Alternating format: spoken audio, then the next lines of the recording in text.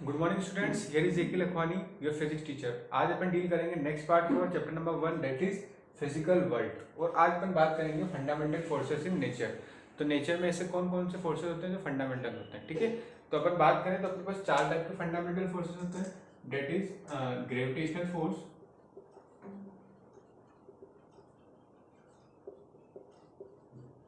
Second होता है अपने पास electro magnetic force, third is strong nuclear force, और लास्ट होता है वीक न्यूक्लियर फोर्स। ठीक है, ये चार टाइप के अपने फोर्स होते हैं। वैसे तो फोर्स अपन देखें तो बहुत सारे टाइप्स के होते हैं, लेकिन वो जितने भी फोर्स होते हैं वो सब इन्हीं कैटेगरी के अंदर आते हैं। ठीक है, वो या तो ग्रेविटेशन होंगे, या इलेक्ट्रोमैग्नेटिक होंगे, या स्ट्रॉन्ग न्यूक्लियर होंगे, या वीक न्यूक्लियर होंगे। ठीक है, इनके ही वो क्या होते हैं, कुछ ना कुछ टाइप्स होते हैं। तो अपन इन चारों जो फंडामेंटल फोर्सेस हैं इनको अपन क्या करेंगे, डील करेंगे। फंडामेंटल का भी समझ लो ये एक तरीके से आत्मनिर्भर है, खुद के ऊपर ही निर्भर है। बाकी जितने भी है ना वो इनके ऊपर डिपेंड करते हैं, भाई इनके अलावा जितने भी आएंगे। ठीक है, तो स्टार्ट करते हैं अपन ग्रेविटेशनल फोर्स से।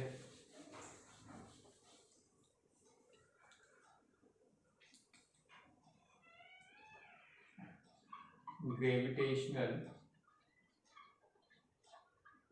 फोर्स, ग्रेविटेशनल फोर्स के बारे में आप पहले पढ़ चुके हो क्लास 9th में, जहां अपन ने यूनिवर्सल लॉ ऑफ ग्रेविटेशन पढ़ा था। उसमें अपन ने क्या देखा था, every object in the universe attracts every other object with a force which is directly proportional to the product of their masses and inversely proportional to the square of distance between them। वहां पे अपन ने gravitational force के बारे में ही बात की थी कि इस यूनिवर्स में हर दो ऑब्जेक्ट के बीच में कुछ ना कुछ फोर्स होता है। कैसा होता है, वो अट्रैक्टिव फोर्स होता है। अब वो फोर्स का मैग्नीट्यूड क्या होता है, वो डायरेक्टली प्रोपोर्शनल होता है प्रोडक्ट ऑफ देयर मासेस के।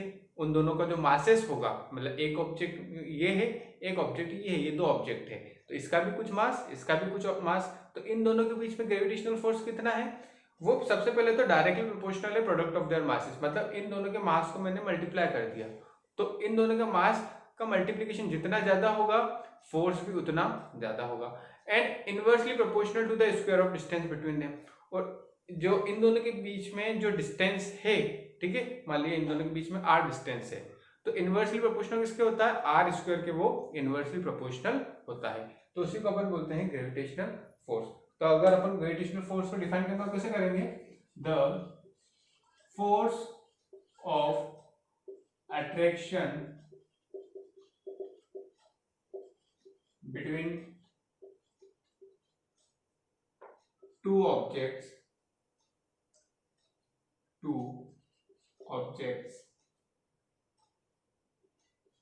by virtue of their masses। ठीक है, is called ग्रेविटेशनल फोर्स। ठीक है, जो मासेस की वजह से फोर्स होता है दोनों के, उसको अपन बोलते हैं ग्रेविटेशनल फोर्स। कैसे लिखते हैं, एफ जी किसके इक्वल होता है, ये होता है जी m1 m2 by R square.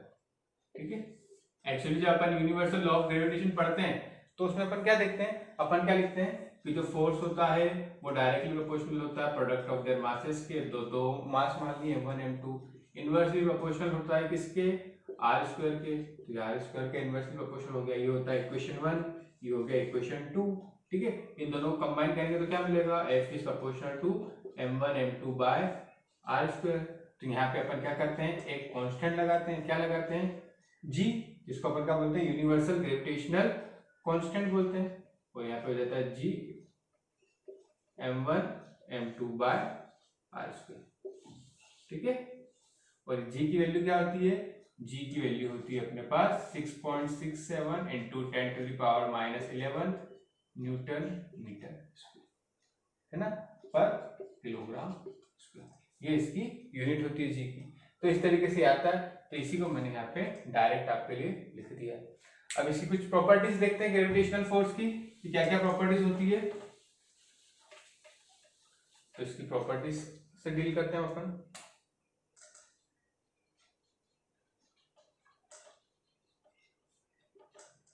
तो सबसे पहले जो प्रॉपर्टी आती है, they are always attractive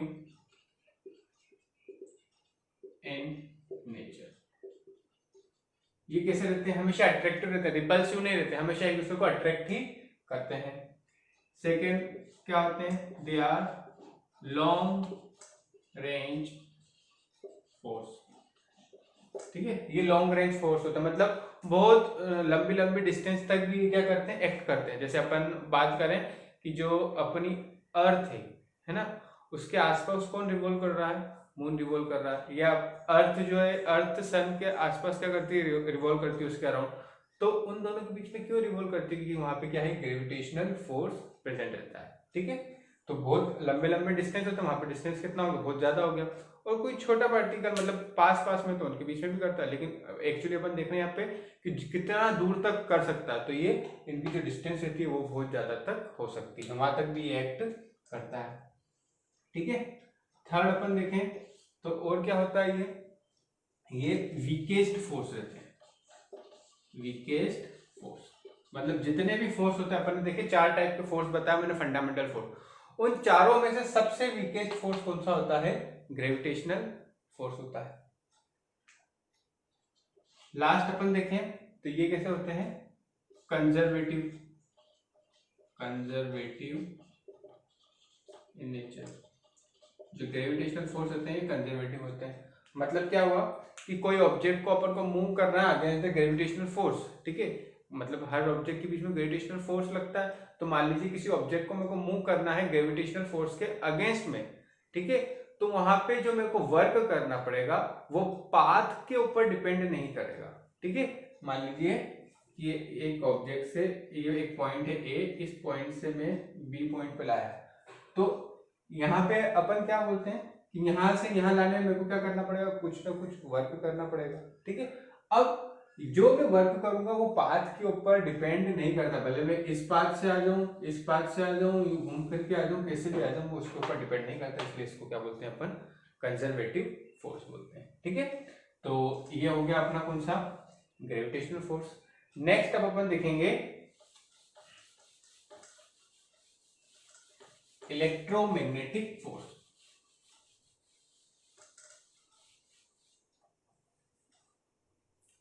second is electromagnetic force. ठीक है, इलेक्ट्रोमैग्नेटिक फोर्स क्या होते हैं ये अपन देखते हैं। तो बात करें सबसे पहले तो इलेक्ट्रोमैग्नेटिक फोर्स में 2 टाइप के होते हैं, एक तो चार्जेस के बीच में होते हैं और एक किसके बीच में होते हैं? पोल्स के बीच में होते हैं। तो सबसे पहले अपन इसमें 2 डेफिनेशन लिखेंगे। ठीक है, तो पहली अपन लिखते हैं इसमें, पहली किसकी लिखेंगे? Electrostatic force. ठीक है, ये क्या होता है? The force acting between two static charges is called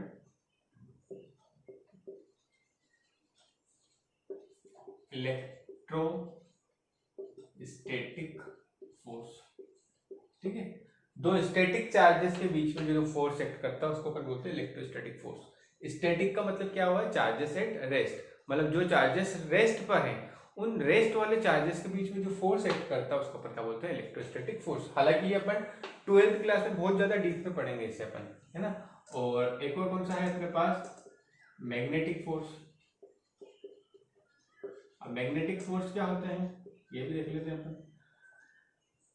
the force acting between the poles of magnet is called magnetic, ठीक है। मैग्नेट में अपन को पता है दो टाइप के पोल होते हैं, नॉर्थ पोल होता है, साउथ पोल होता है, ठीक है। तो बहुत सारे मैग्नेट है, उनके नॉर्थ पोल होंगे, साउथ पोल होंगे। तो जो उन पोल्स के बीच में जो फोर्स एक्ट करता है उसको अपन क्या बोलते हैं, मैग्नेटिक फोर्स बोलते हैं। तो इन दोनों को कंबाइन करके देखा जाता है इलेक्ट्रोमैग्नेटिक फोर्स। अच्छा, एक चीज ध्यान रखना है कि इलेक्ट्रोस्टैटिक फोर्स बोले या मैग्नेटिक फोर्स बोले, ये इनसेपरेबल है, मतलब इनको अपन सेपरेट नहीं कर सकते। जहां पे इलेक्ट्रोस्टैटिक फोर्स रहता है वहां पे मैग्नेटिक फोर्स भी रहेगा, जहां मैग्नेटिक है वहां पे इलेक्ट्रिक फोर्स भी प्रेजेंट रहेगा ही रहेगा, ठीक है। अच्छा, इसके बारे में वैसे इन दोनों के बारे में अपन डीप में तो क्लास 12 में पढ़ेंगे, लेकिन फिर भी मैं छोटा सा बता देता हूँ कि जो इलेक्ट्रोस्टैटिक फोर्स रहता है उसका कितना मैग्नीट्यूड रहता है। तो कितना रहता है, जैसे अपन ने ग्रेविटेशनल फोर्स पढ़ा था ना, ऐसे इलेक्ट्रोमैग्नेटिक फोर्स जो रहता है, ये फर्स्ट वाले की बात कर रहा हूं मैं, इसमें क्या रहता है कि जो फोर्स रहता है वो, मान लीजिए मेरे पास दो चार्जेस हैं, Q1 and Q2 are two charges, मेरे पास दो चार्जेस हैं Q1 और Q2, ठीक है। तो इन दोनों के बीच फोर्स क्या होगा, ये फोर्स डायरेक्टली प्रोपोर्शनल होगा Q1 एंड Q2 के, मतलब product of Q1 and Q2, ठीक है। ये मान लीजिए ये यहाँ पे एक पॉइंट है, यहाँ पे Q1 चार्ज है और इस पॉइंट पे है Q2 चार्ज, और ये कितनी डिस्टेंस पर है, r डिस्टेंस पर है एक दूसरे के, ठीक है। तो इन दोनों के बीच में फोर्स कितना होगा, सबसे पहले तो जो फोर्स होगा वो डायरेक्टली प्रोपोर्शनल होगा किनके, इन दोनों के प्रोडक्ट के। फिर अपन देखें तो ये जो फोर्स होता है ये इनवर्सली प्रोपोर्शनल होता है square of distance between them, ठीक है, जैसे ग्रेविटेशनल फोर्स में भी था। तो ये चीज हो गई। इसका अगर इन दोनों को कंबाइन करें तो क्या आ जाएगा, F is equals to, sorry पहले प्रोपोर्शनल लगाते हैं, Q1 Q2 bye R square, ठीक है। अब यहाँ से अगर अपन प्रोपोर्शनलिटी का साइन हटाते हैं तो एक कांस्टेंट लगाना पड़ेगा, तो यहाँ पे अपन K लगा दिए, K Q1 Q2 bye R square, ठीक है। तो ये होता है अपने पास, अब ये तो हो गया K, ठीक है। इस K की वैल्यू क्या होती है, K की वैल्यू होती है 9 × 10⁻⁹ न्यूटन मीटर स्क्वायर पर कूलम स्क्वायर, ठीक है। ये कूलम है, ठीक है, ये K की वैल्यू होती है यहाँ पे। तो ये होता है अपना मैग्नीट्यूड ऑफ इलेक्ट्रोस्टैटिक फोर्स। हालांकि अभी अपन को ये इतना नहीं पढ़ना है डीप में, नेक्स्ट क्लास में अपन पढ़ेंगे 12th क्लास में। तो ये चीज हो गई। अच्छा, अब इनकी कुछ अपन प्रॉपर्टी देख लेते हैं कि क्या प्रॉपर्टीज होती है इलेक्ट्रोमैग्नेटिक फोर्स की।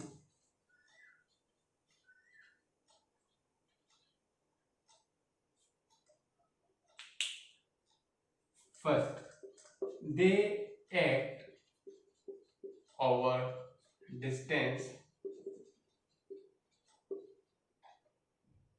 that is not much large,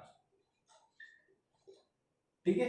ये कहाँ पे एक्ट करते हैं, मतलब जो भी फोर्स लग रहा है ना, वो ज्यादा दूरी के डिस्टेंस पर नहीं लगता, मतलब ज्यादा डिस्टेंस नहीं, तो डिस्टेंस इसमें क्या होती है, कमी होती है। They are attractive as well as repulsive in nature, ठीक है।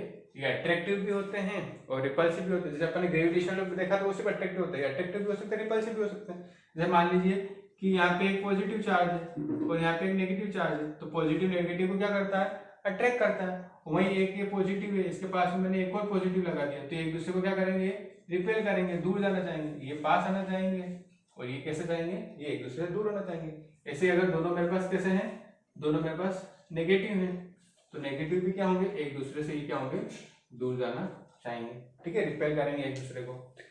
ऐसे अगर अपन मैग्नेट्स की बात करें तो जो लाइक पोल्स रखते हैं वो एक दूसरे को रिपेल करते हैं। जैसे नॉर्थ पोल और नॉर्थ पोल को अपन पास में लाएंगे तो एक दूसरे से दूर जाना चाहेंगे, साउथ पोल और साउथ पोल को पास में लाएंगे तो वो भी एक दूसरे को रिपेल करेंगे। लेकिन अगर साउथ पोल और नॉर्थ पोल को लाएंगे, ऑपोजिट पोल्स को लाएंगे, तो एक दूसरे को क्या करेंगे, अट्रैक्ट करेंगे, मतलब वो अट्रैक्टिव भी होते हैं और रिपल्सिव भी होते हैं। थर्ड होता है they follow inverse square law.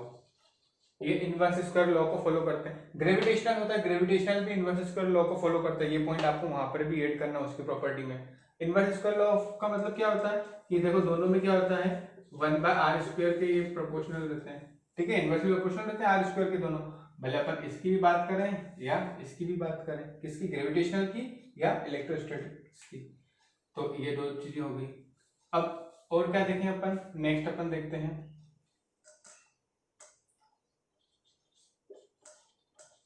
They are conservative in nature. ये फोर्स भी कैसे होते हैं, कंजर्वेटिव होते हैं, ठीक है, जो वर्क करना पड़ेगा टू ओवरकम दिस फोर्सेस वो पाथ के ऊपर डिपेंड नहीं करेगा, जैसे अपन ने ग्रेविटेशनल में पढ़ा कि वो भी कंजर्वेटिव होते हैं, ये भी क्या होते हैं, कंजर्वेटिव होते हैं, ठीक है। तो इस तरीके से अपन ने इसकी भी प्रॉपर्टी देख ली इलेक्ट्रोमैग्नेटिक की, इसके अलावा अपन ने ग्रेविटेशनल देख ली। अब इसके अलावा दो फोर्स और बच गए अपने पास, that is strong nuclear force और वीक न्यूक्लियर फोर्स, तो वो अपन अगले लेक्चर में करेंगे। आज के लिए इतना ही, थैंक यू।